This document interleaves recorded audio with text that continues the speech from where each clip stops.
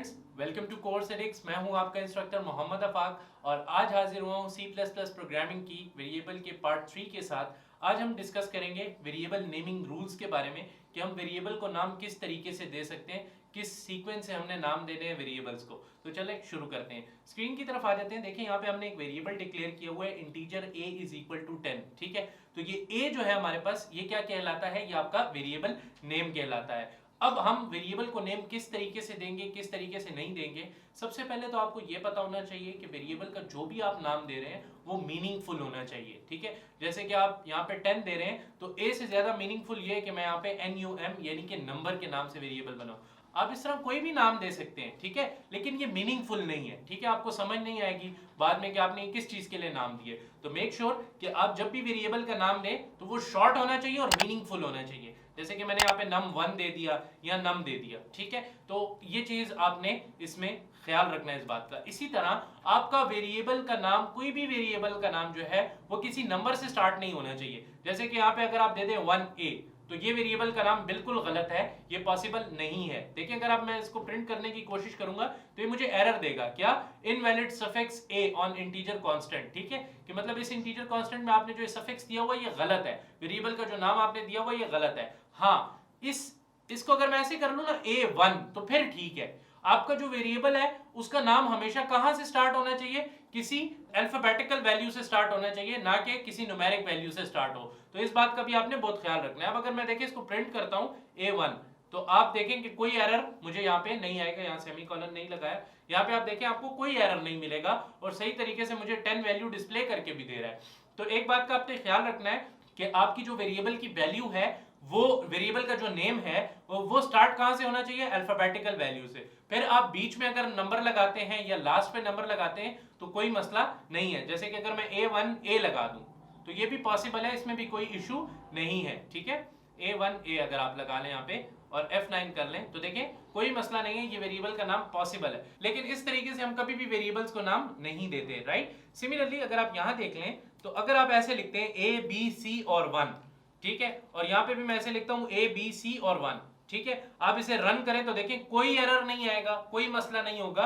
आप अपने वेरिएबल के नाम के एंड पे भी कोई नंबर वैल्यू लगा सकते हैं, इसमें कोई इशू नहीं है, राइट। सिमिलरली इसके बाद अब बात आ जाती है स्पेशल कैरेक्टर्स की। स्पेशल कैरेक्टर्स कौन से होते हैं? जैसे कि आपके पास है डॉलर, इसी तरह आपके पास एंड सिंबल है, इसी तरह एम्परसेंट है, इसी तरह अपर कैप है, ये सारे आपके पास क्या है?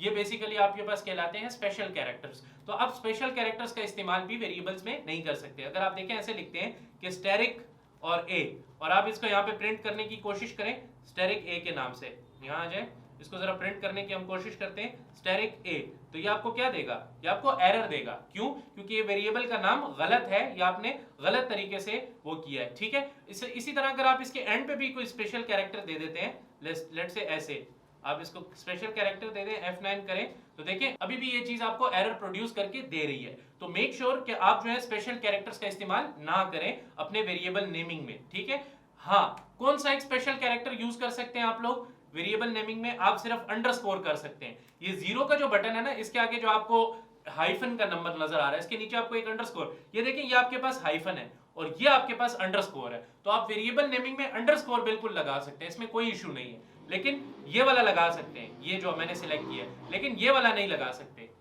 लेकिन ये वाला आप नहीं लगा सकते वेरिएबल। ठीक है, तो मेक श्योर अगर देखें आप इससे स्टार्ट भी करते हैं तो कोई मसला नहीं। अगर आपने अंडरस्कोर a वेरिएबल का नाम दिया है और यहाँ पे आप लिखते हैं अंडरस्कोर a, आप इसे रन करें तो देखिए कोई मसला नहीं आएगा, ये सही तरीके से रन होगा। लेकिन अगर आप कोई और स्पेशल कैरेक्टर लगाते हैं तो वो काम नहीं करेगा। वेरिएबल नेमिंग रूल के बारे में आपको कुछ बातें समराइज करके एट द एंड बता देता हूँ।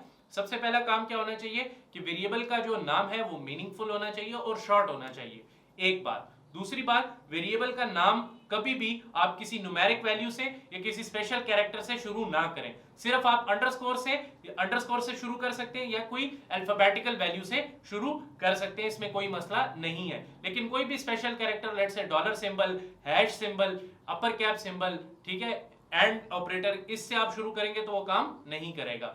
सिमिलरली आप अपने वेरिएबल के नाम में कहीं पे भी अगर आप स्पेशल कैरेक्टर्स यूज करेंगे, जैसे स्टेरिक हो गया, डॉलर सिंबल हो गया, तो वो आपको एरर देगा। इसी तरह अगर आपने कोई नंबर यूज करना है तो आप जो नंबर यूज करेंगे, जैसे आपने A1 यूज किया, तो 1 देखें अब आपके वेरिएबल के नेम के एंड पे है, तो वो आप यूज कर सकते हैं। आप नंबर्स कहां यूज कर सकते हैं? अपने वेरिएबल के एंड पे, नेम के एंड पे या बीच में, लेकिन स्टार्ट उससे आप नहीं ले सकते, राइट। आई होप सो आपको ये वेरिएबल नेमिंग बिल्कुल क्लियर हो गया होगा। इंशाल्लाह नेक्स्ट क्लास से अगले टॉपिक की तरफ जाएंगे, तब तक के लिए स्टे ट्यून्ड। अल्लाह हाफिज।